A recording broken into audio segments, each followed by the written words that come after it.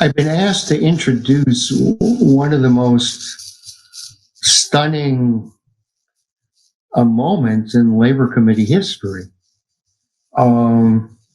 This was in December of 1971, where Lyndon LaRouche had debated Abba Lerner, the foremost Keynesian in the United States. And you could well imagine, at one time I was young and going to college. And I remember so distinctly what happened on August 15th, 1971. LaRouche had been warning in very clear terms that there would be a breakdown crisis of the system. Many students who had studied Samuelson and others had thought, well, there could never be a breakdown crisis because we had what was called at that point built-in stabilizers.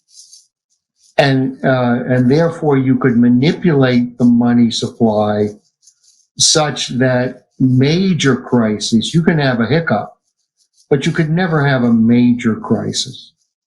And LaRouche had fought, particularly within the student movement, the anti-war movement, and made it plain that the war itself was a result of the inability of the people who ran the system. Remember, this was after Roosevelt. This was under Nixon. The people who ran the system needed the kinds of crisis such that they could force through government spending for military and related kinds of bubbles to so-called make a profit. So when LaRouche said and forecast in 1971, or before 1971, but forecast that the system would break down, people just didn't believe it. And he was ridiculed, particularly among social democrats and others who ran the anti-war movement, that, you know, we just had to beg the capitalist class to stop the war or make a movement to stop the war. And LaRouche had clearly stated that the war was a manifestation of something else. And when Nixon, as we had forecast, it wasn't Nixon per se, or the date per se, but LaRouche's forecast came true on August 15th, 1971.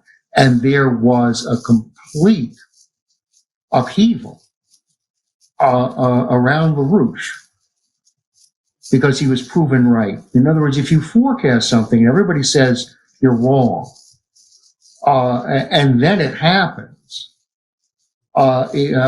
even empiricists at that point said, well, look, we obviously missed something here. And what happened within 3 weeks, there was a labor committee at that point. We had shaken every campus in the New York area because it was well known, LaRouche's forecast. And LaRouche himself was a well-known figure. If not, he was notorious, but he was well known. And we had within 3 weeks a meeting where 1,000 plus people, maybe 1,500 people, showed up at City College of New York for a forum in which LaRouche delivered his insights into what happened on August 15th, 1971. 1,500 top professors, leaders of all sorts of radical movements and others were there. Even some labor leaders were there. And LaRouche delivered a very clear address. At that point, we had been pushing on Queens College. I myself was from Queens College. We have been pushing very hard for someone to debate LaRouche.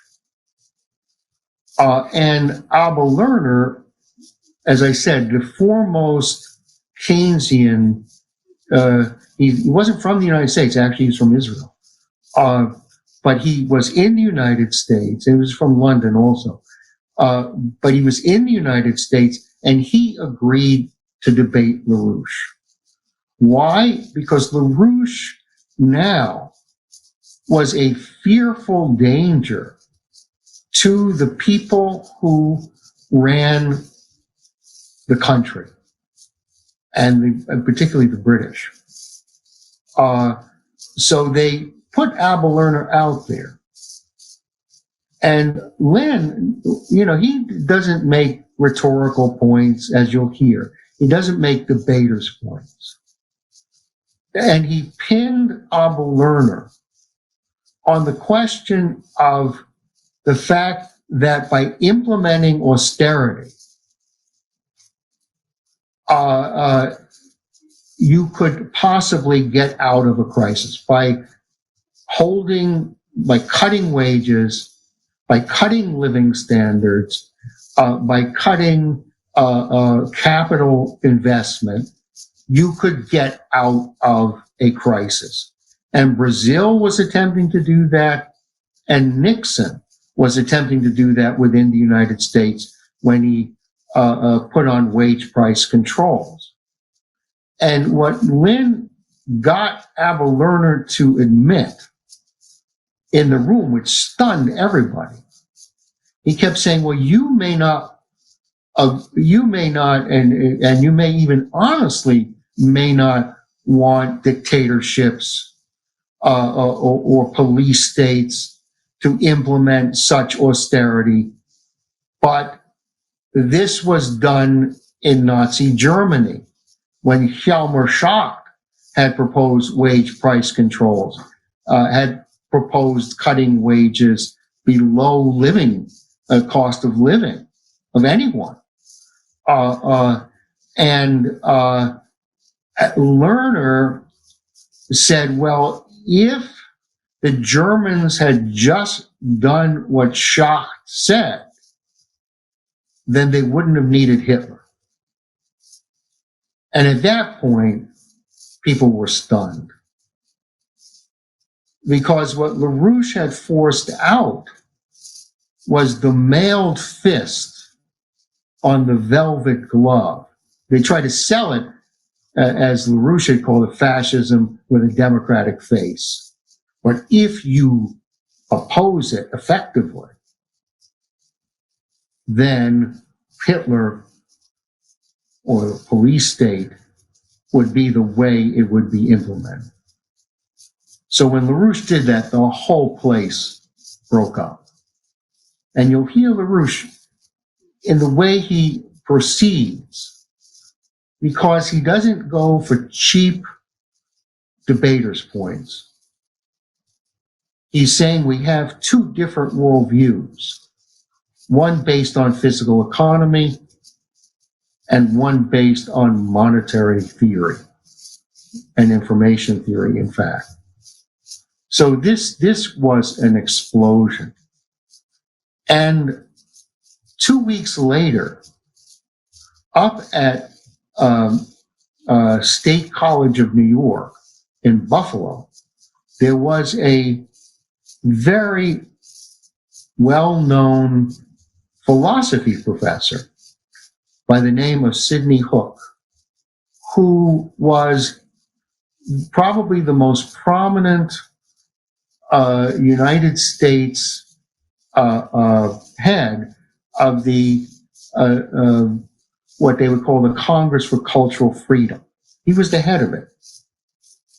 There's a whole story behind that.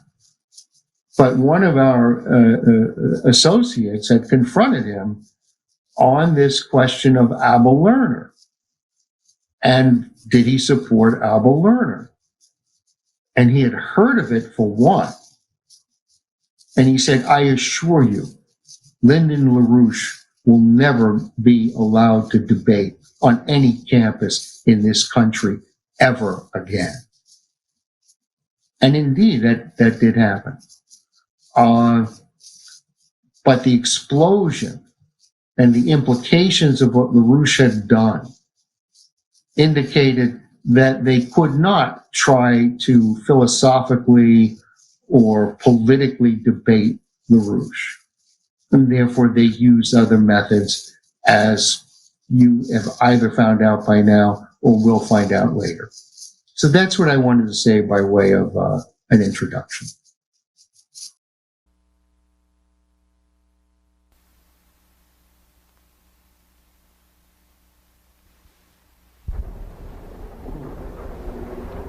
Usually when I give a lecture somewhere, I say I'm very glad to be here.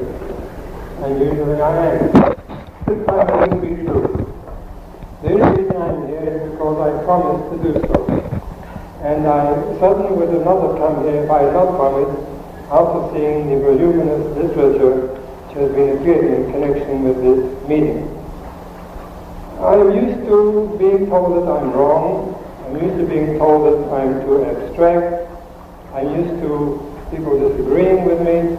And sometimes I am wrong and am too abstract. I'm not clear. I'm not used to being called a liar, or being called incompetent, or being called a fascist. And this sort of thing makes me very unhappy to come to places where this is the nature of the kind of things going on. I was also warned, apparently unnecessarily, so far everything is behaving very well. I was told this is liable to be a shouting match rather than a debate. And I'm willing to concede right at the beginning that I'm not able to shout as loud as some others. I'm willing to bow out that this would be the kind of thing.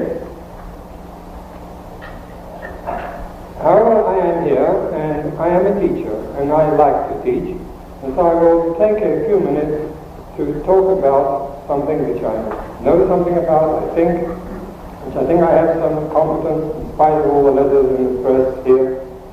And I will not try to deal with four problems, which is apparently what the people who organized the debate wanted me to do.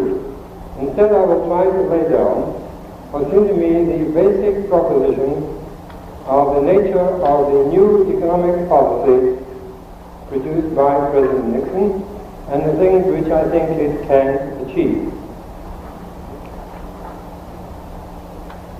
One more word before I go on to that. In the course of the discussion, letters, and the broadside, I've also been accused of being a kind of sadist. That is, that I love to reduce the standard of living of the working people, to grind their faces in dust, I think is the proper expression for this.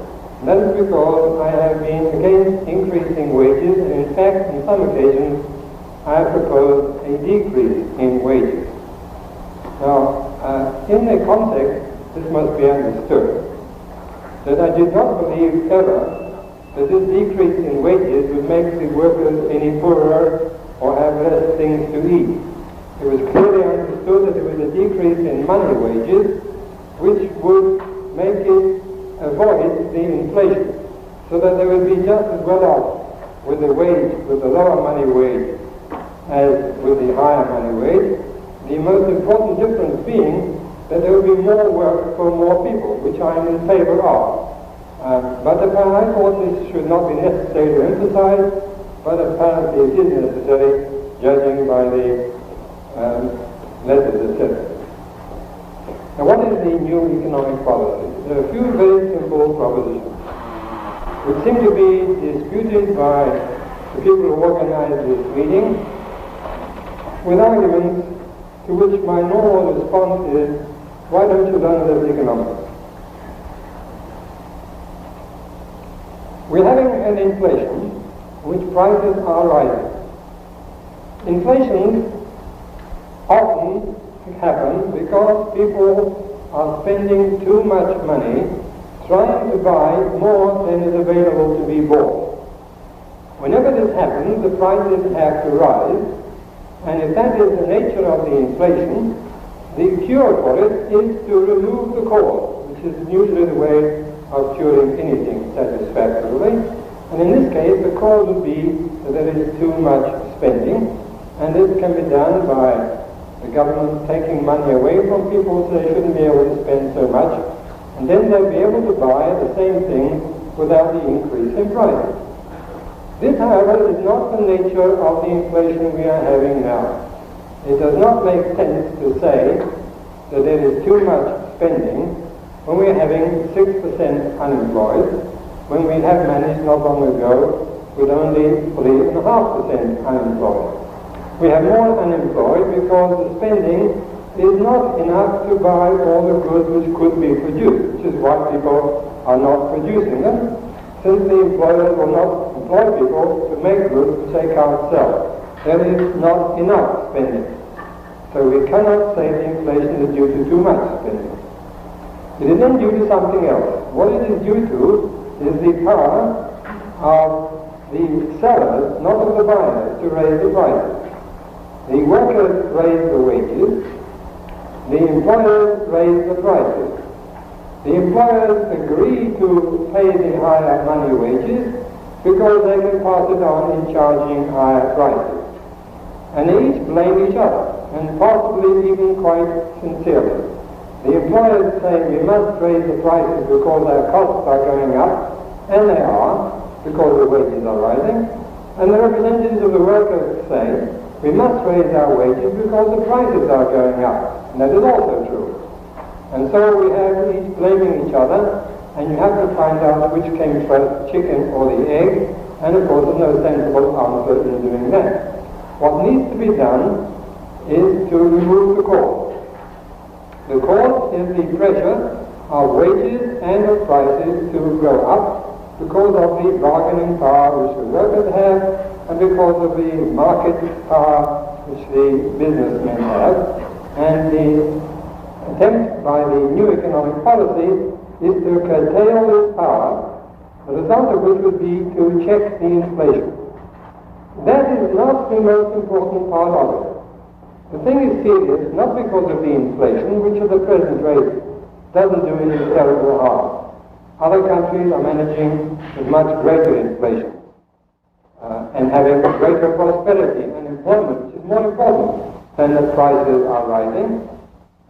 The really important thing is that the attempt to stop the inflation is taking place by people who think it is the first kind of inflation, that it is due to too much spending. And so measures have been taken by the government, by the central bank, to cut down on the total amount of spending on the ground that this is supposed to be the cause of the inflation. The result of that is that there is less spending, and there wasn't too much, and now there is too little. And so we have the unemployment as the worst result of the inflation, even though it is due to the cure rather than to the disease. But the cure is worse than the disease, and we are in a situation where, in order to remove the cure, we have to remove the disease. To remove the disease, we have to regulate wages and prices to stop them from rising the way they do. And if we succeed in that, we can then take measures to increase the total amount of spending, because there will not then be so many people who will say, you mustn't do that because it's inflationary. And then you will have more employment, more jobs for everybody, and this is the reason why I think it would be a good idea to check increases in wages and in prices. Now, I probably have used up the time which I have, or do I have some more time? Oh, good.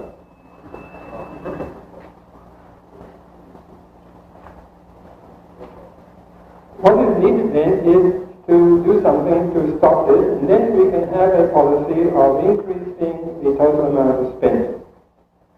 Now these things are being done extremely badly by the present government. When the new economic policy was first spelled out, announced, it included the suggestion that steps would be taken to increase total spending, to increase the number of jobs. This has not been done. It was not done because of the very same pressures which brought about the depression in the first place. And people said, oh, it's inflationary to have a deficit. And so while the president tried to increase total spending by cutting certain taxes, by no means the best taxes, he also was induced to cut certain expenditures so as to avoid too big a deficit. And these are things which I criticize what is being done. I'm also critical of many other things. But one thing which I do want to stress, again as a result of the enormous publicity and the kind of publicity that this was given here, is that if I agree with something which somebody does, it is not true, and I think it is improper, indecent, for people to assume that therefore I agree with everything that those people do. Because I agree with the Nixon economic policy, it does not mean that I agree with the Vietnam War. Because I agree with what was done in Brazil to check the inflation, it doesn't mean I'm in favor of a fascist dictatorship which they have there. And all of those suggestions are the kind of thing which made me most reluctant to come here. But perhaps these were just a kind of rhetoric, and I think I can understand why that kind of rhetoric takes place. It takes place among people who are extraordinarily ignorant of economics, and at the same time supremely confident that they have the answers which nobody else knows. I have not met my protagonist today. He looks like a decent gentleman. I have read a 4 newspaper column expounding his views. I found in there a number of quite keen insights, and also a number of quite extraordinary elementary mistakes in economics. I hope you will forgive me for plagiarizing it. I took a piece out of his article and gave it to one of my classes in their examination. Let me give you an illustration of this kind of argument, which makes me think that debating is not really the way to deal with this kind of issue. I used to go to debates a lot. I'm very fond of debating. I'm a bit out of practice now because I've been teaching instead. There's a large difference between debating and teaching. The best debates are those which are completely meaningless. I remember a marvelous debate I once spoiled. The debate was as to whether all actions are selfish. And those in favor of it said, even if a mother gives away her last crust of bread to the child, she does it because that's what she wants to do, and therefore she's being selfish. And of course you can see this is a very useful sort of thing. The best debates are useless. They're more like the nature of a fight. They're very good for showing off your pyrotechnics in speech, and I enjoy that too. It's one of the sports which I go in for. But it is not enlightening. And I think that those who are interested in these topics would do much better, instead of having debates, to go and learn some economics, maybe read some books about it. Thank you.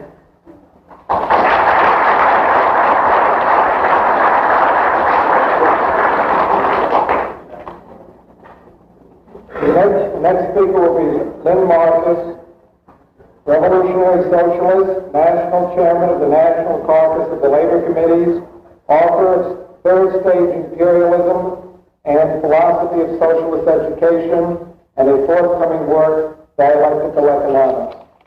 Mr. Marcus.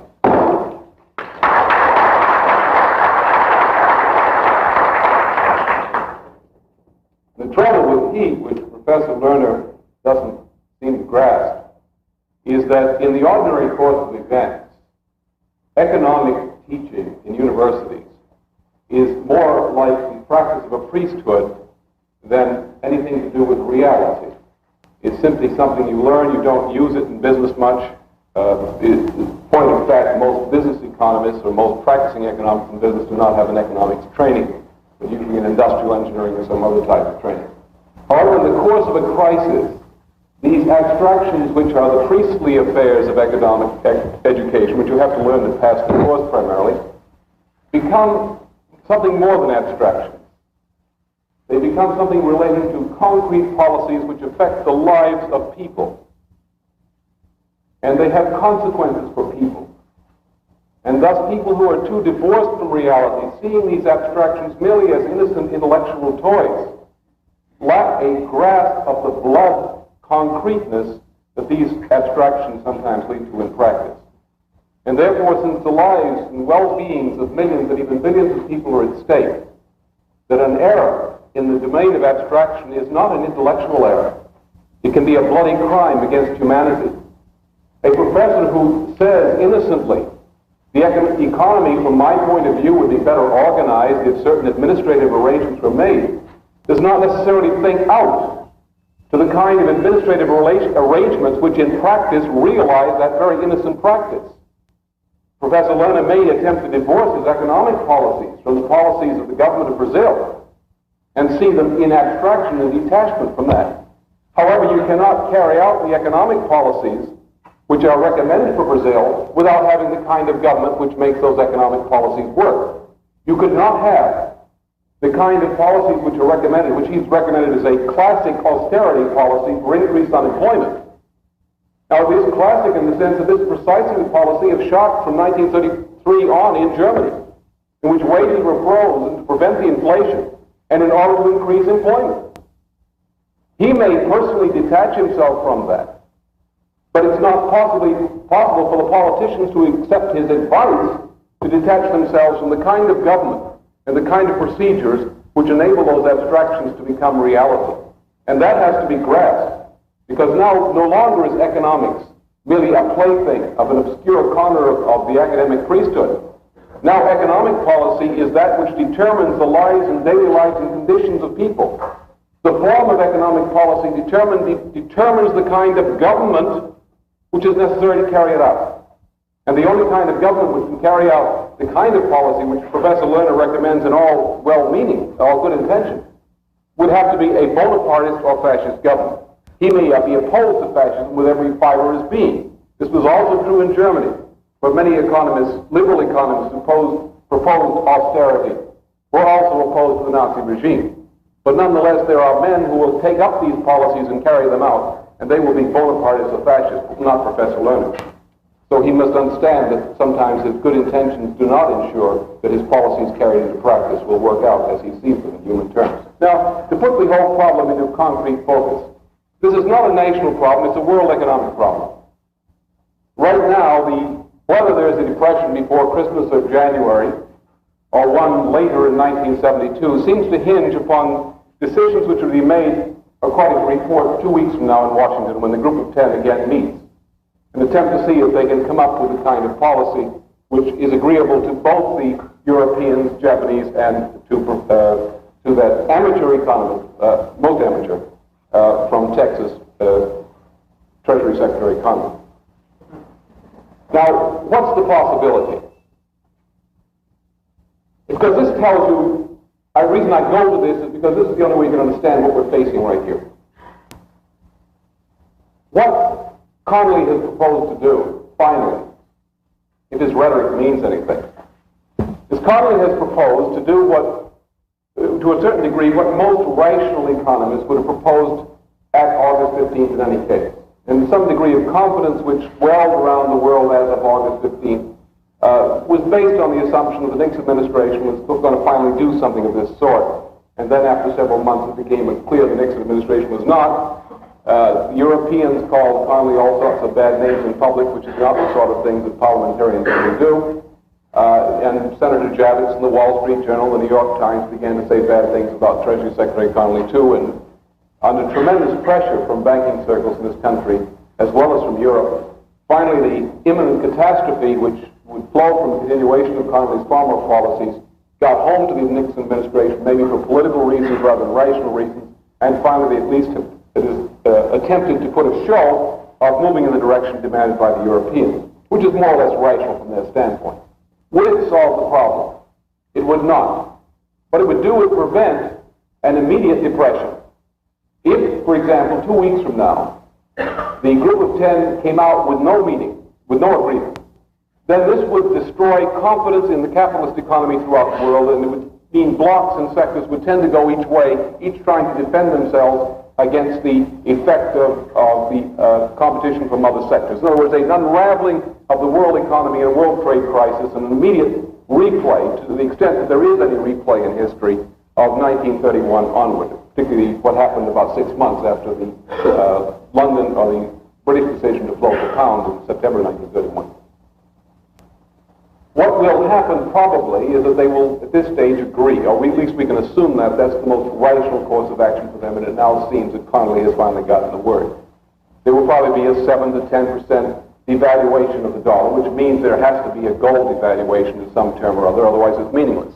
Otherwise you simply have a float on top of a float, and there will be adjustments in other currencies. What the effect of this will be to turn the International Monetary Fund into something of an engine of inflation and stability in international trade. These people are not willing to go to what the abstract monetary fiscal economists would recommend for the world at this stage, is to turn the IMF into, in fact, a central reserve system for the entire world. That is, all currencies, dollars and so forth, the gold would be turned over to the IMF, much the same way that gold was turned over to the Federal Reserve System in this country to get a stable currency. They won't do that for political reasons, but some approximation of that to make the SDRs a international reserve unit for trade to somewhat supplant, replace the dollars, will be the probable course of events if the optimal variant is taken at the meeting 2 weeks from now. Now, would this mean, and most people who are sanguine about the results of such an agreement would argue that this is the case, does this mean that there's going to be a return to the conditions existing, say, before March of this past year, when this unraveling process started? Or does it mean that simply merely a postponement of this crisis for a short period of time until some new monetary break brings a repetition which is more difficult to cope with than the one of this past August, leading into an immediate depression? The latter possibility happens to be the more likely. The reason is simple, is that in order to maintain a stable world economy, all advanced sectors in some productive state, it would be necessary for the International Monetary Fund to begin to generate credit to take the place of the U.S. role in generating credit to sustain world trade and expansion over a previous period. The Connolly proposal to stabilize the world system by getting the other advanced sector nations to contribute first 13 billion, now reduced to 9 billion, to the U.S. balance of payments situation would not solve the problem. A stable U.S. currency based on that is a mare's nest. It's a fool's errand. Because if the U.S. succeeds in extracting from the rest of the world even $9 billion in trade concessions, this means depressive conditions throughout the rest of the capitalist sector, particularly upon those sectors such as West Germany, Japan, the Dutch, which have the largest export component.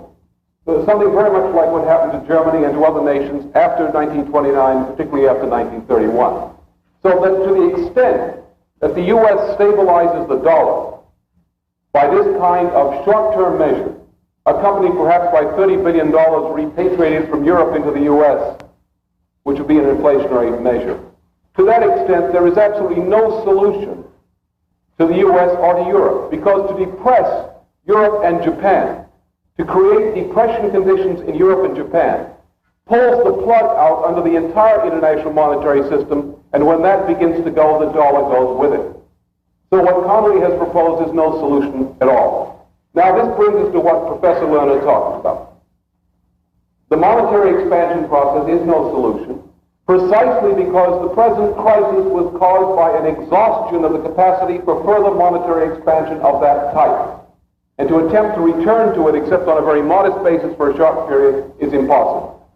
So it comes down to, if you can't have an inflationary monetary expansion, where do you get the money with which to stabilize the capitalist system? That is, where do you get the funds to maintain the current required levels of profit, debt service, and rental payments throughout the capitalist system necessary to sustain the value of stocks, bonds, acceptances, and so forth?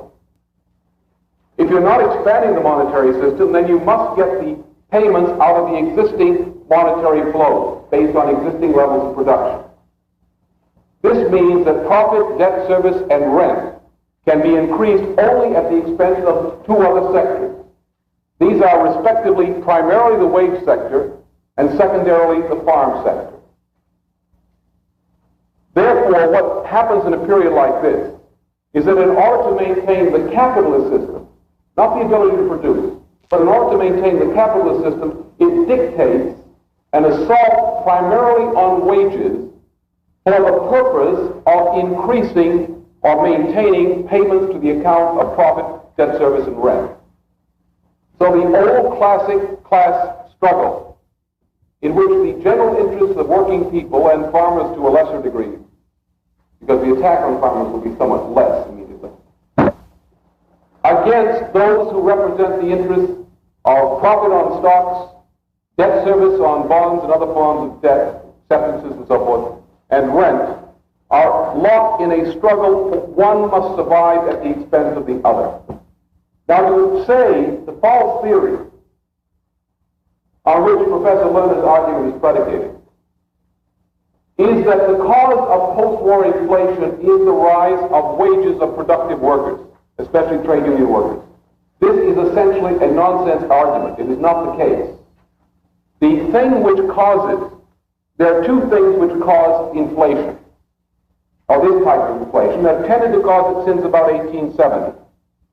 That is, ask the question, if at the point of production, as opposed to average wage earners, the rate of increased productivity has been in the order of magnitude of 7% per annum, that's at the point of production, operatives only, not white-collar administrators and servants, then how is it that the cost of the commodities which are produced under these conditions of rising productivity do not decline, the price of commodities do not decline, rather rise? There's one simple reason, or there are two interrelated reasons. The first reason is the expansion of the monetary system and the growth of debt, such that the major cause of inflation with the increased productivity, a productivity increase which is much greater than the rise in wages at the point of production, is due to the debt service and profits on purely fictitious instruments, which is assigned as a burden to production. Thus, the major cost or the major reason for rising prices, for inflation, has nothing to do with wages as such, but has to do with debt service directly and indirectly put on production. A major part of this is, of course, the government financing, which through taxation, other measures, adds to this and becomes a per unit added charge to production. A further factor is that the structural features of the economy are changed to cause a structural inflation. That is, productive employment stagnates, as has been the case in the United States since 1953. Whereas the growth of administrative services tied to this apparatus of capital expansion, paper capital expansion, generates expansion in both administrative employment and in services which are key to wage levels and employment in administrative employment. This means that a major section of the U.S. population, wage-earning population, is shifted from productive to non-productive employment. And these are the causes of inflation. Potentially, in terms of real economy, we could have a shift toward production, productive employment, and very easily solve this problem. We can only take the paper, which stands for fictitious values, the rising debt, which is essentially based on fictitious values, stock values, which are based on fictitious values, rents based on fictitious values. You just take this out and burn it and reconstitute the economy. There's no reason we couldn't have full employment and full productivity. But when you accept the capitalist system, which means to accept the legitimacy, the juridical legitimacy of these instruments, these inflated, worthless instruments, stocks, bonds, mortgages, etc., and you demand that you maintain the integrity of these, what you're doing is you're asking to maintain the fictitious element of the economy at the expense of the productive element. And therefore the reasoning becomes to depress wages, to gouge wages, in order to maintain payments on profit, debt service, and rent. And that's exactly what the fight is about. Now, the only solution whatever Professor Lerner's intentions, and I'm not addressing myself to his intentions, is the kind of solution he's proposing is precisely the kind of solution which was discovered by the German financiers in 1933, was implemented by Schachtian. To reduce wages, that is to fix them at the level of 1933, depression levels in Germany, as a means for expanding employment. And this is precisely the pattern I suggest throughout the world today.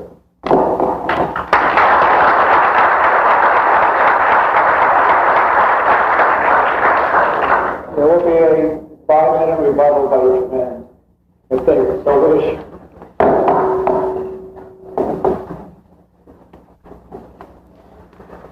I was delighted and surprised by Mr. Marcus's thought. I was expecting it, more of it to be kind of criticism which comes from the left. But about 50% of it was just the kind of argument which I was engaged in a long time ago in arguing against those people who were infatuated with gold and who believe that gold is the basis for everything. Now, most people, middle, left, and everybody except the extreme right, have given up this belief in gold. And this is possible because of their recognizing one thing which I did mention before, essentially, the difference between cutting money wages and cutting real wages. Now, what I have been talking about, what I propose, what is Nixon's policy, does not involve the impoverishment of the workers, does not mean austerity at all. It's complete misunderstanding to take the holding down of money wages as meaning austerity. It means exactly the opposite. It means the prices will not rise, the money will not increase, and more people will have jobs.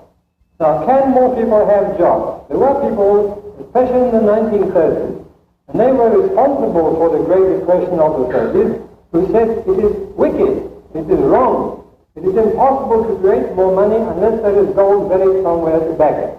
We have escaped from that, and one of the evidences of this escape was the fact that from 1961 till 1969, we had the longest period of maintained prosperity in this country that ever existed.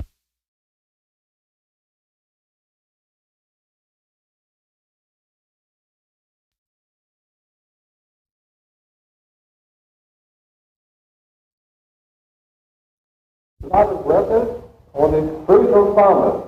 If there's a shortage of money, you can print money. This was a great discovery of Keynes, which I've been active in teaching students for a long time. I may be wrong. I'm willing to listen to arguments. But the complicated arguments put forward today are based upon a mix-up of the ancient superstitions of the classical economists, somehow tied into saying this is due to capitalism. I think I would agree with that if by capitalism I mean the kind of behavior or policy which was responsible for the depression of the 30s. We said we must not print any more money even if it is needed because we don't have the gold. Now, among the people who escaped from this, and I'm afraid I can't help it, was Adolf Hitler, who in fact increased prosperity in Germany, gave people jobs, and he did so. I don't think it is funny, because it's very unfortunate, because these good things led to people supporting him to do the terrible things he did afterwards. But I cannot refrain from saying that these things, that he did do that, he did. This kind of argument I don't like. Right on with this. Thank you.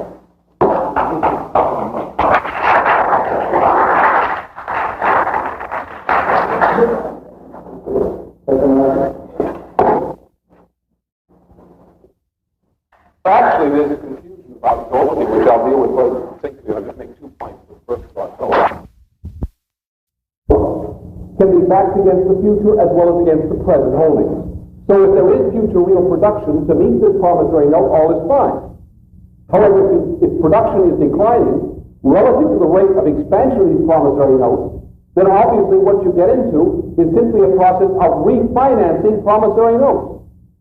And when this refinancing process reaches the point of inflation, that it threatens long-term credit, then the refinancing of these promissory notes means the conversion or attempted conversion of long-term credit into short-term credit. And that, of course, leads to bankruptcy, which is precisely the problem we face. And when you get bankrupt, you hawk somebody, maybe your grandmother if you're a certain kind of businessman. And essentially what the capitalist system is proposing to do is to hawk the wages of the working class to pay these promissory notes under conditions in which it is no longer possible to issue the damn thing. That's precisely what Schach did.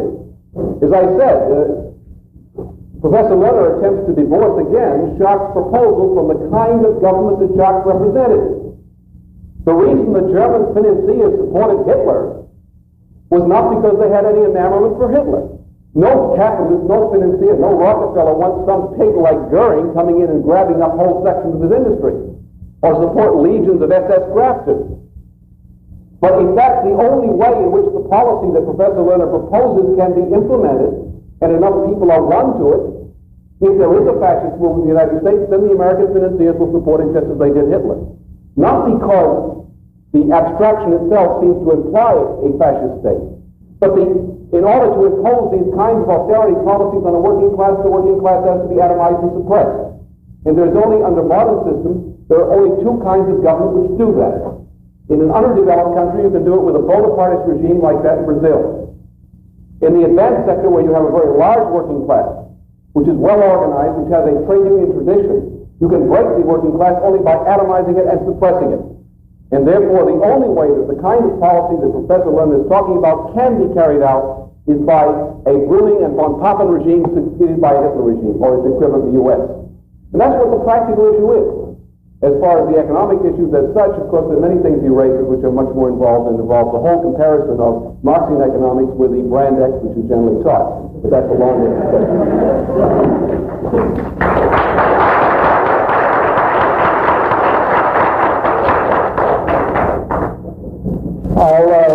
We have about 10 more minutes in this room.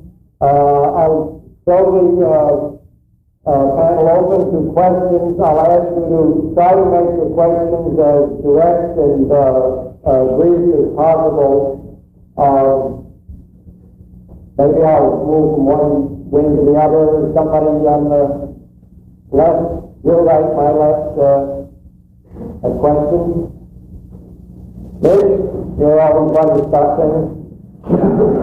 I would like to ask Professor Lerner why he doesn't recommend any change in the profit or in the tax rate that the business establishment is received with recent increase.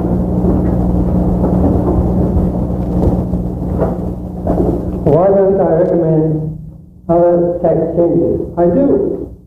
But this is not a topic of discussion. I think, for example, as I hinted at perhaps too briefly, the attempt by Nixon administration now to increase total spending by increasing the benefits to investors is a mistaken one. It's not going to have much effect since there's a lot of unused capacity. It will make much more sense to give some money to poor people who would spend it. I'm all in favor of that. And therefore I agree there's no question of relevance to this issue. I'm not trying to deal with all problems.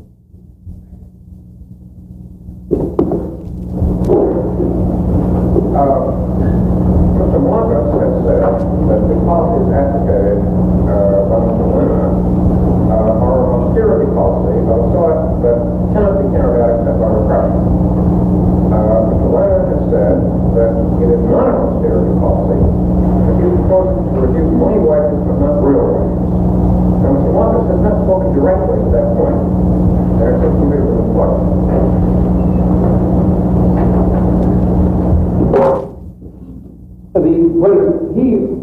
Professor Lerner referred to this real wage, money wage problem. He identified what I call classically an austerity policy as opposed to a strictly deflationary policy. That is, he's proposed to reduce wages in order to make it possible to increase employment, proposing that this structural change in the pattern of employment and production will increase the total real tangible output, commodity output of an economy, and thus increase the content of the dollar, which he hopes would ultimately lead to a higher value content of the dollar, and thus his proposed devaluation would not be a real wage reduction in the long run. That would apparently work. As a matter of fact, if I were running the economy, which would mean we would have a different kind of society at this stage, we would do something which might resemble that, though without any reduction in wages, which is simply to take over the whole financial structure and issue credit for expansion of production on that basis, making structural changes in employment from non-productive to productive things. It would do very much like that. So that if you look at the real content of the economy, particularly the arms sector, which is a potential capital goods producing sector, together with the 25% of the utilization of capacity, is very obvious. From a real standpoint, there's something to be done very immediately to increase the content of the purchasing dollar, even with reduced dollar. That's not the problem. The problem is as long as you maintain the capitalist system, the value of stocks, the value of fixed debt, which is a very large constituent of this system at present, the rental values are going to demand to be maintained. Therefore, what's going to happen if you devalue the dollar, you're going to take an increasing proportion of total payments in the economy to pay debt service, profit, and rent. Now, what he proposes is perfectly sound and can be done in the socialist economy. But you can't do it in the capitalist economy unless you're prepared to make a forced devaluation of stocks, bonds, and rent in a greater proportion than you are wages. And now the problem is this. Technically, it would be conceivable to have, purely abstractly, such a reform, in which a government, saying we don't want to have socialism, therefore we'll do something else, will maintain the capitalist system by reducing the value of stocks, putting a ceiling on dividends, putting a ceiling on retained earnings, putting a ceiling on bond payments, reducing them, and reducing rent, and reducing wages only somewhat less. Under that kind of arrangement, his policy might have some kind of viability to it. However, no capitalist government is capable of doing that. First of all, because this, in effect, would anyway trigger off a depression, unless you had a total administrative approach to the economy. And no capitalist government is capable of existing and doing it. The conditions, the social and political conditions necessary to do that kind of reform, which is the only way it can be done under the capitalist system, technically, would be the social conditions under which you would have a workers' economy come into being. And thus, to the extent that he's proposing this as a reform within the capitalist system, it can't work. Because he's ignored the problem of the proportionality of the economy which would result in terms of profit, debt service, and interest. I think Mr. Lerner wants to answer the question. I think I want to add two things. I want to make some minor corrections. First of all, I insist that I'm not proposing austerity. And this is going to change the meaning of the word and call it austerity, whatever I'm proposing. I'm proposing not to make workers poorer, but to do what is necessary under the present conditions to make them better off by having more jobs. Secondly, I'm not proposing to increase the value or the purchasing power of the dollar. I'm only proposing to stop the dollar from becoming worth less. And I'm suggesting that it is something like the present proposal, which will have wages increasing by as much as productivity. I would prefer that. This is about 3% instead of the 5.5% being proposed now. This is a minor difference.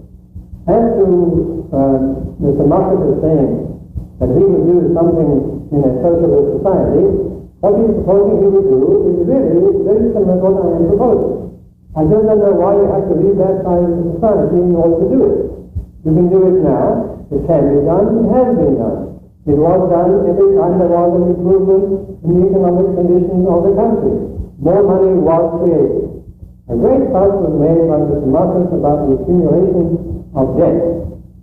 One should remember that the national debt, which I don't think is a serious matter anyway, but if you are worried about it, you should notice that it has decreased from being about 115% of the gross national product to something like 40 to 45% of the gross national product now. But of course, if you never look at the real content, it's only the money, in dollar there is more than it ever has been. I think it's more important to look at the real thing.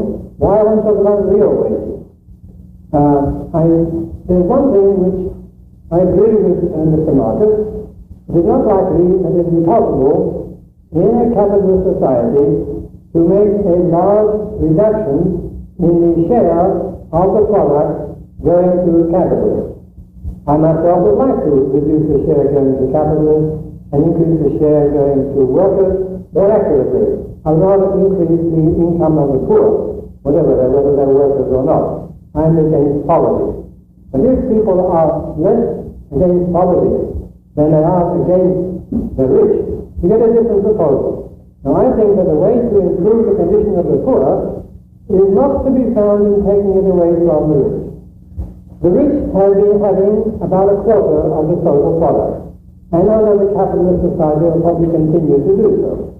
It is conceivable that we might take away from this 25%, maybe 10% at the most, and still have this particular system work. And this I think is a very minor matter, considering that over 50 years we have increased the income of the workers by several 100%. Not by taking it away from the share of the capitalists, but by increasing productivity, which enabled them to have, whereas say there was 100 divided before, and the capitalists got 25 and the workers got 75, using the workers in a rather wider sense. Now it's 400, and the capitalists have got much more. They've got 100, 4 times as much. The workers have got 300, also 4 times as much. This to me is much more important. It's more important because I'm much more concerned with dealing with the poor than with impoverishing the rich.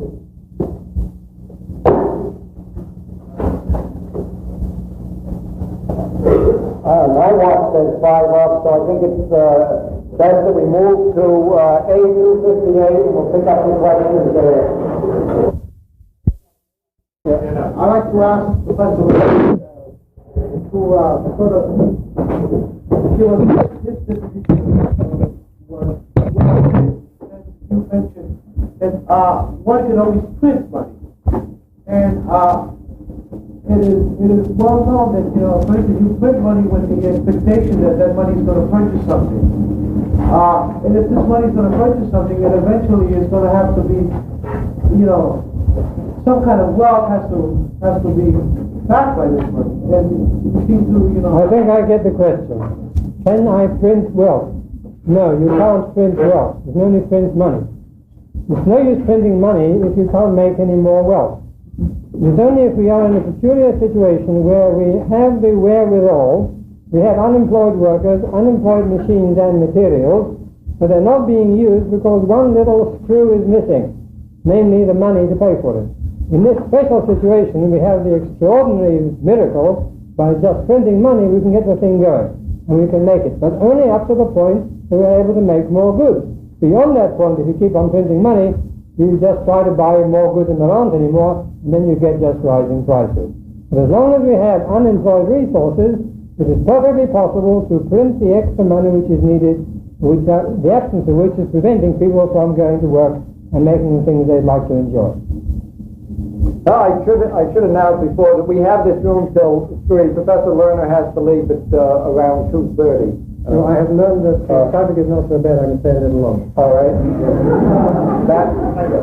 Concerning Professor Lerner's last response, I'd like to ask, since industrial production is dropping for the last 2 years or more, and since the Federal Reserve Board, by law, the United States does have its hand on the faucet simply to turn on more money, since there's plenty of unemployment around, why do we have all this unemployment, unused capacity, and,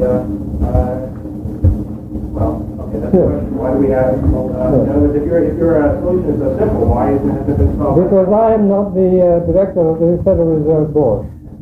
If I were there, I'd do it differently. I think we should not hold the faucet down. We need more money. Now, this by itself might not help if it simply caused prices to rise.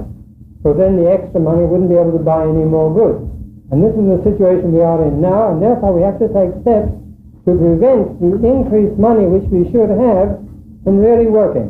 And to do that, we have to hold down money prices and money wages, which Mr. Market keeps on calling austerity, as if I wanted to cut down real wages, which I don't. I'd like to thank Mr. Market for treating us to a clear indication of what Professor Lerner's economic austerity programs mean in reality. And that is the systematic corporatization and brutalization of the working and peasant classes of the world, which is giving concrete expression in Dr. Lerner's much praised example of the Brazilian economic recovery. However, when confronted with the facts on the Brazilian art, Professor Lerner looked around and simply said, well, perhaps it was a bad example. And I'm sure everybody here in their right mind would agree that the jailing of labor union leaders for 30 years is a bad example. The systematic murder and torture of leftists and students. Is this coming around to a question? Thank you. How eventually? All these things are bad examples. Yet just a few weeks ago, this was Professor Lerner's best example. Now, obviously, the question that comes out of this is, how can you have your best example one day, and then it's a bad example the next? Do you mean to repudiate the Brazilian economic recovery and all the actions? May I answer the question? Finally, you got to it? I have a second question. Oh, I'm glad to hear that. Can I ask it after the... Let me try to answer this question. Brazil was a good example last week and is a bad example today. Brazil is a good example of what I'm talking about. It's a bad country, and you mustn't mix the two up.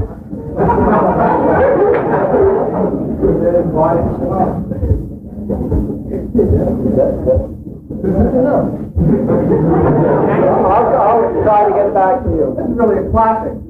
It's good. Brazil has a good economics, but somehow Professor Lerner wants to. But I have to expect wants to wash his hands of the political situation. He said exactly the same thing about Germany. He said Hitler did some good things. He got employment, got full employment going again. But somehow I want to wash my hands, says Professor Lerner, essentially of the fascist Nazi regime. I'd like to address this to Mr. Marcus, which is specifically, what is the relationship between the measures which Hitler took and had to take in order to get that so-called good side of Hitler, the full employment, to the phase 1, phase 2 situation which is developing in the U.S.? This question was addressed to me too, excuse me, because it did deal with what I'm saying. I don't know whether you wish to deny that Hitler increased employment. Are you denying it? Are you closing your eyes to it? Am I not allowed to say it because Hitler's a bad man? It is true, Hitler did it. I don't care who did it. It was done and it worked. Hitler created more money and he spent it and people got jobs. Now I'm not going to pretend he didn't do it because I don't like the other things he did. Now the other question is it necessary if somebody does what I did, also to do the thing, what I say you should do, also to do the things which Hitler did? Now this would be a very serious matter. If it is impossible to create more money without having a fascist state like in Germany or a Bonapartist state like in Brazil. If this were true, I would have to say don't do it because the other things are much more important. And I would even agree to have a lot of unemployment rather than have fascist terror. But I say there's absolutely no reason for supposing this is the case, because we had a recovery from the depression in this country and in every country, in democratic countries and in socialist countries, where more money was created, and we did not do what Hitler did. And I think it is just closing your eyes to say you mustn't say it. It is as if you would say, as if a socialist country, for example, because it hates capitalism, would say we mustn't use electricity because the capitalists use electricity. Hitler used spending more money to give people more jobs. It worked. We can do that, in spite of the fact that he did it. Yeah. Well, first of all, certain things about the Nazi thing have to be made clear. Again, this Hitler thing is a bad example you, Professor Lerner, because the effect, Hitler increased more jobs. He took the unemployed and organized them in WPA-type projects. And they went out and doing all kinds of useless things, generally. Digging ditches, anything to keep them busy. It was discipline. The effect of this, and of the growth of the war industry, which took place particularly after 1936 onwards, when Germany became really a war economy, was to depress real wages in Germany enormously. There was a catastrophic decline in German real wages even up to World War II. There was a increase, intensification of the hours of labor. There were all kinds of increases in taxation, direct and indirect, such that the conditions of life of the German working class were depressed. Now, with the general poverty going down, was by looting Europe. You can get wealth in two general ways. You can get wealth by increasing the amount of wealth produced, or you can get wealth by looting. Domestically, you can loot by using up your existing natural resources, plant and equipment, without replacing them, without restoring them. Domestically, you can also increase the amount of loot available for capital by increasing wages, real wages. That increases the amount of real wealth which goes to capital. Another method of loot, when this no longer is sufficient, which is Hitler's method, is to loot your neighbors. Loot the plant of your neighbors. Loot the agriculture of your neighbors. Take your neighbor's working class, its peasantry, employ it as Gastarbeiter. Then employ it as slave labor, the crook system. And you can grind human beings, as well as nature, you can grind human beings by slave labor, human beings who represent the embodiment of a certain amount of social wealth which is put in to bring them to an adult condition. Then you take these adults, you feed them on a diet of crook soup, an intensive 6,000 calorie labor, and after X number of months of crook soup and 6,000 calorie labor in a crook plant, and the crook guards were worse than the SS generally in their behavior. You grind them down so they're depleted. Then you send them back to the SS for replacement parts. And in order for a cost economy, you replace the used up parts into the gas ovens because you thus save the economy the cost of feeding them. This is precisely, now that the capitalist system has used up the possibility of maintaining itself by exploiting the underdeveloped sector, that is, it can continue to exploit it, but the rate of exploitation is insufficient to maintain the advanced sector. The entire capitalist system, advanced sector, is in the same predicament that the German autarky of 1939 was in. It can survive only by looting its domestic population, and then, of course, the natural thing is to look at the Soviet Union, Eastern Europe, China, and so forth, despite all the present peace talk. Which means that we're now under the capitalist system. We're on a road which heads first of all towards fascism, because you can only impose this austerity upon an organized working class by atomizing it and crushing it. Only by SS, only by taking masses of hippies and white-collar workers, turning them into a Bonapartist wage price control machine. What do you think what's going to happen in phase 3? Masses of white-collar unemployed, including unemployed instructors from Queens College and elsewhere who are being thrown off because of next year, being thrown off because of austerity in the university system, which means much larger class size. It means part-time instructors are being totally depleted. It means that class sizes and marginal instructors, that is, who haven't got tenure, are going to be off. It's a part of the general depreciation of the standard of living of working class. That some of these white-collar workers who want a job and who have to live will take $4,000, $5,000 a year jobs as bureaucrats for the new Office of Price Administration. Ex-hippies will be recruited to get their bread that way, and they won't care because they don't care about the working class. This legion, and under a condition of total demoralization, we get fascism here and in Europe. And once we get fascism here and in Europe, it'll be a short time before, unless the Soviet Union and Chinese decide to lay down and let the U.S. come in and take them over, we'll have nuclear war and World War III, which may be close to the end of the human race. There is no way of putting this austerity program across. The problem of inflation is it's necessary to understand that the present situation, the present economic crisis, is caused by an exhaustion of the very method which Professor Lerner is talking about. And the only method to which they can resort now, which is the other side he's talking about, must be austerity, whether he intends it to be austerity or not. What is confusing is this, and I'm being long on this, but this is a key question, is that yes, we do have in the real economy, in the war production sector, represents a capital goods potential, which can increase the rate of employment in this country to the point that we could have a 25% annual real growth in the economy. The 25% underutilization of plant and equipment represents a tremendous productive potential. All of that exists, but we can't utilize it under the capitalist system. We could utilize it if we could take not the small U.S. debt. We have a $1.7 trillion acknowledged debt in this country, combined public and private debt. 1.7 trillion. It's rising in Europe. That's the debt service, not the pitiful little government debt, U.S. government debt. And the massive stocks which are demanding dividends and payments. The debt service, the landlords which in New York City are getting a bonanza. Actually, Rockefeller's getting a bonanza. These demands of the capitalist system, which are required to sustain the bond and stock market from total collapse, demand that the only kind of implementation of the thing he's proposing must be increasing measures toward that. The reason they don't do it in phase 2 is a political question. Is the phase 2 is directed to discredit, demoralize the organized labor movement to the point that it can be smashed in the depression. And if phase 2 doesn't work the way some people think it should, some economists think it would in terms of their abstractions, it's simply because the government plan is a little smarter than some of the economists.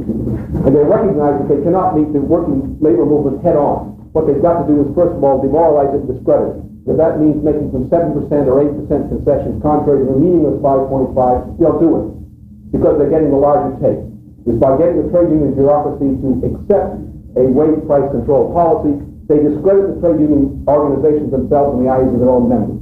And that's the first precondition for doing. I just mentioned finally one thing. In 1933, when Hitler took power, there were in Germany large armies, trained fighting squads of the Reichsbahn, which was the Social Democratic Party's fighting squad, ready to take on the Nazis. In addition, there were fighting squads of the Communist Party, who'd been fighting the Nazis, knew exactly how to do it. Every other little red group, every trade union group in Germany had fighting squads, already organized, trained, ready to fight, to overthrow Hitler if fascism would come. What happened was that none, not the Social Democracy, not the Communist Party, no one else gave the order to fight. What happened, which pointed this up, was a lunatic out of the Netherlands came wandering through Germany, was so astonished by this lack of resistance that he bought himself a can of kerosene and began setting fires, Sonderlufen, and finally he set a fire in the Reichstag. That no one in Germany fought.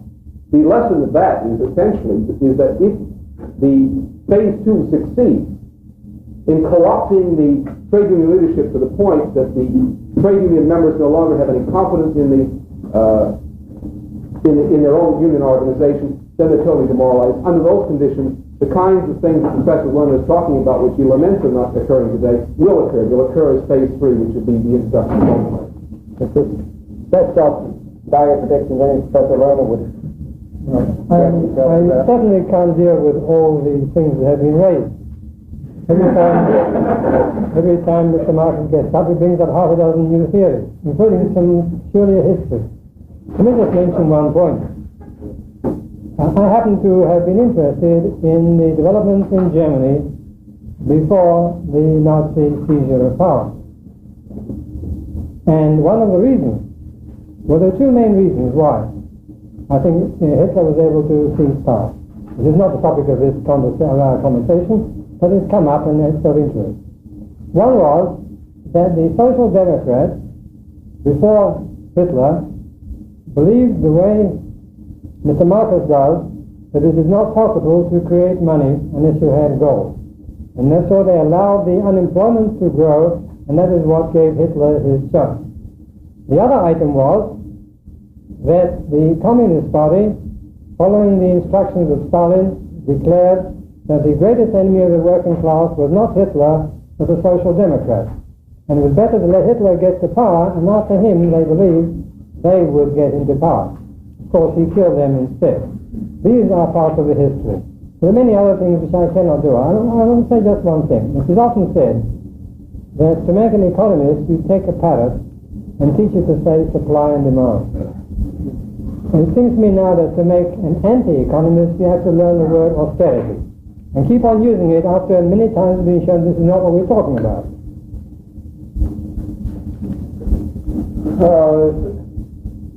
Here, somebody new. I'll get back to you. Mr. Lerner, I think I disagree with what you said about Hitler coming into power. I think this was a political happening. What happened was President Hindenburg, the mailman, stabbed ruining the last democratic force in Germany. In the first place.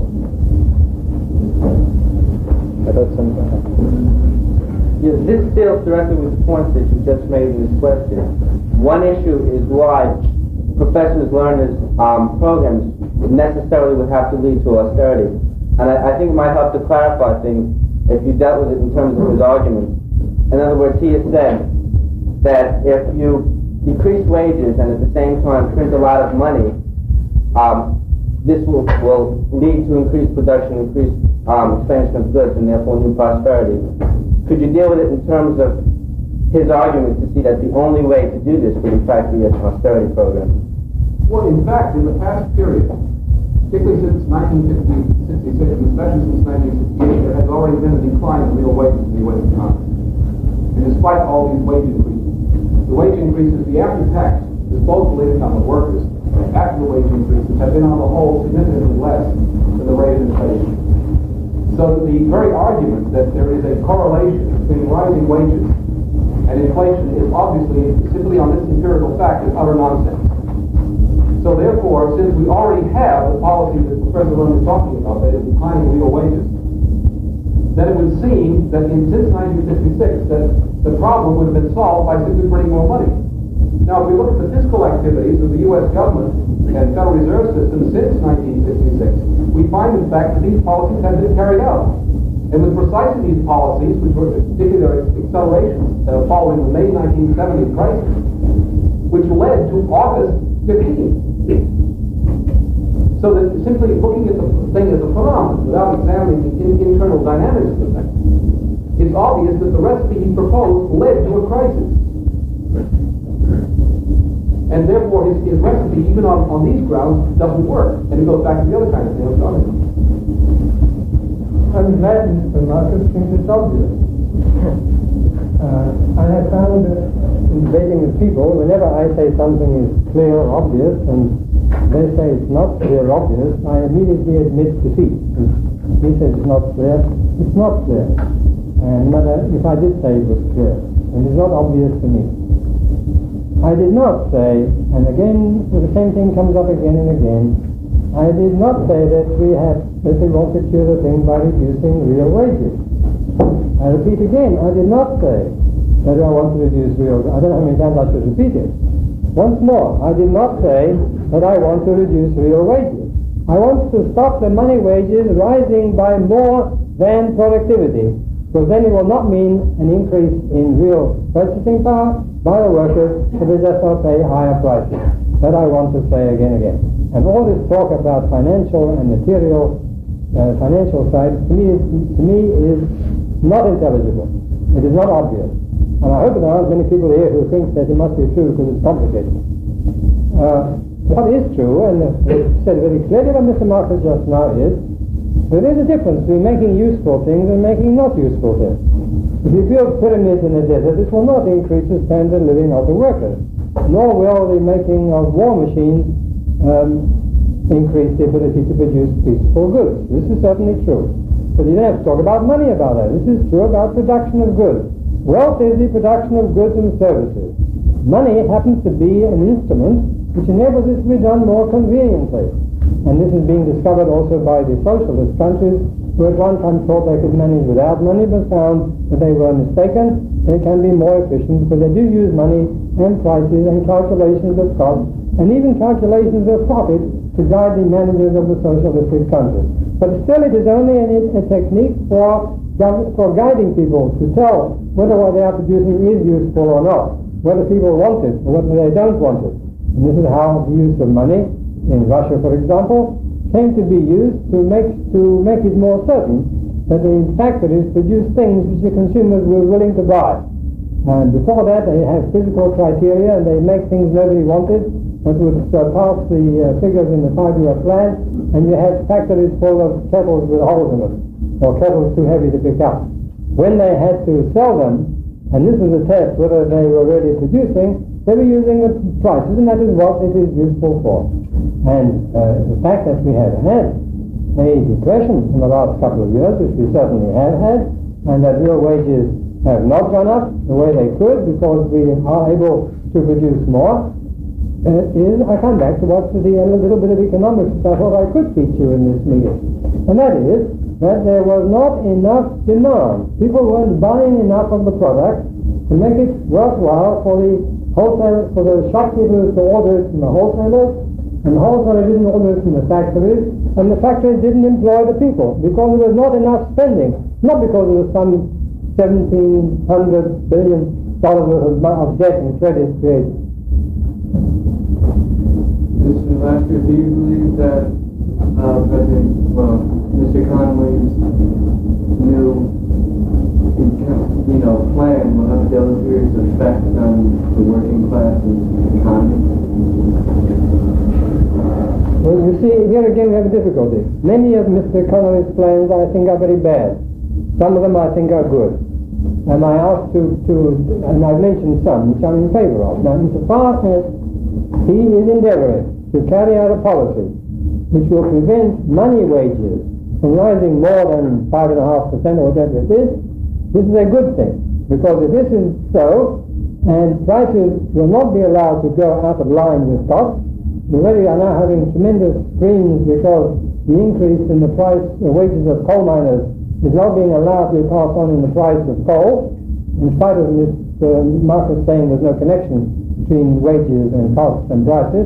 We see that the price of coal is going up because more have to be paid to the coal miners. So they're not allowed to pass it all on. Now, this is, if this succeeds in general, this will mean there will be less inflation.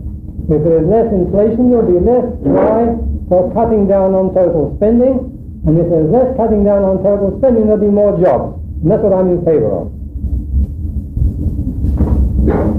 Way back there.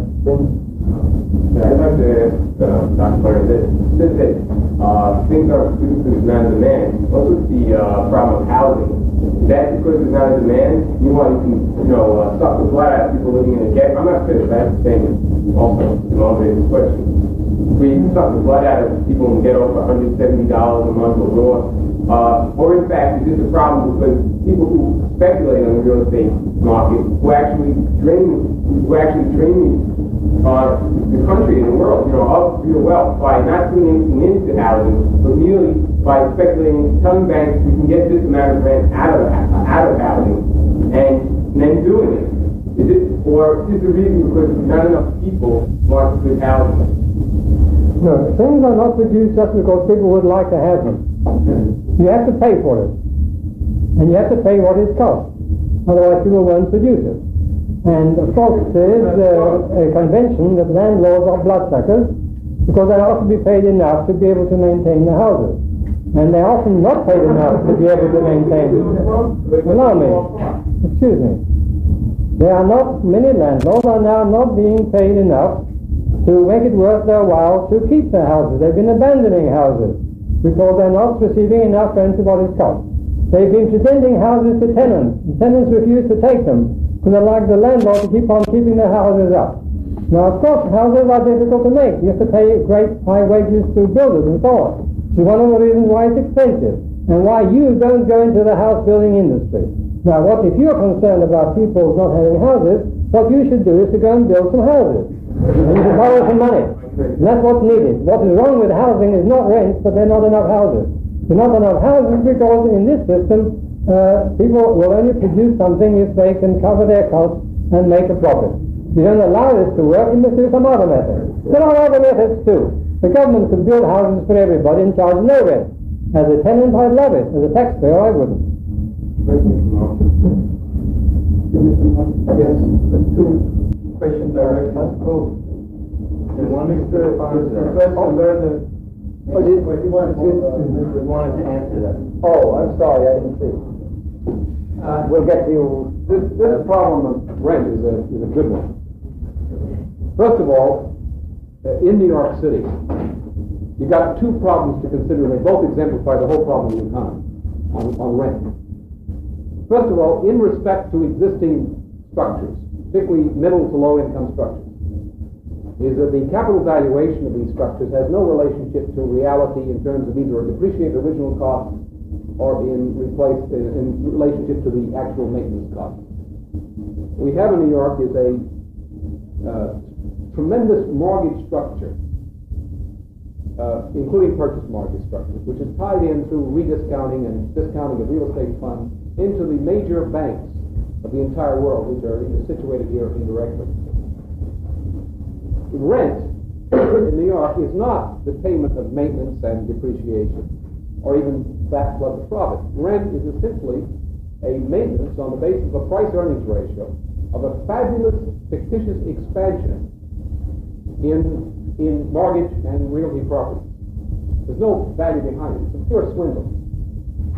Now, what happens with this is under a court ruling which occurred in connection with the Kennedy properties held in the Lincoln Center area, in which the landlord is supposed to get a fair rate of return on his property if it's taken over by eminent domain or similar arrangements.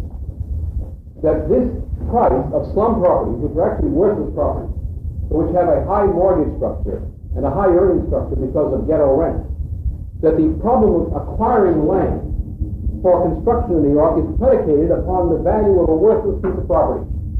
And thus you can't even build new properties in New York for low-income housing and still pay these acquisition costs. Established ratios. And on the basis of those previously established ratios, you're simply going to have a perpetuation of the same problem. That's why you can't do it. The only way in which you can solve these problems, coming back to the legal side, is yes, we do have the productive capacity thing off our back. In order to get this thing off our back, you have to destroy the existing values of stocks, mortgages, etc., and which means to destroy the capitalist system. So my point is, you've reached the point, and the housing problem really exemplifies it. You've reached the point where the human race and the capitalist system can no longer exist side by side. One of the two has to be chosen, either the capitalist system or the human race. We just have one last question. This person I interrupted, I hope it's short because it's but Professor Lerner, you tried to show that your main consideration has been non-political, solely dealing with the economy. While Mr. Marcus has contended that your program, willingly or not, would lead to some type of fascist government, what I'd like to ask is that, despite the fact that it's been accepted that your main consideration has been academic and not political, could there be some link with the fact that you're a member of the University Center for Rational Alternatives, led by Mr. Sidney Hook, which has in the past tried to frame up Angela Davis, who did a good job in that too in California, plus the fact that it has done quite a bit in the U.S. to get radicals off campus and to get communists out of their jobs in the U.S. And if this, plus the fact that you were an advisor to a semi-fascist state in Brazil, if this somehow links up with the fact that you're proposing an austerity, wage gouging, union-busting alternative for the U.S. Now this is for party. You have just had a beautiful example of what I called an amalgam. I was not incidentally an advisor. I don't know the answer to that kind of question. I was not an advisor to the Brazilian government, nor that this is relevant. I probably would have advised them if they'd asked me to. Sidney Hook is a man whom I greatly honor and respect. He is a man who wants to keep universities as universities, to teach people and let everybody teach in universities what they think, whatever it is that they think. And the idea that Sidney Hook is in any way oppressive is pure slander. Nor has it anything to do with the topic of this debate. And I think maybe I shouldn't say any more. There was something else which was relevant to economics, but I've forgotten what it was. Anyway, we had a beautiful example of bringing up all sorts of irrelevant personal things to, as if all these things were true. Suppose I were a fascist. Suppose Sidney Hook were a fascist. Suppose that this organization to which I belong were a fascist organization. What I have said today and teach in my courses is still just as true and is completely irrelevant, even though it happens to be wrong. Thank you very much. It's 3 o'clock. Sorry.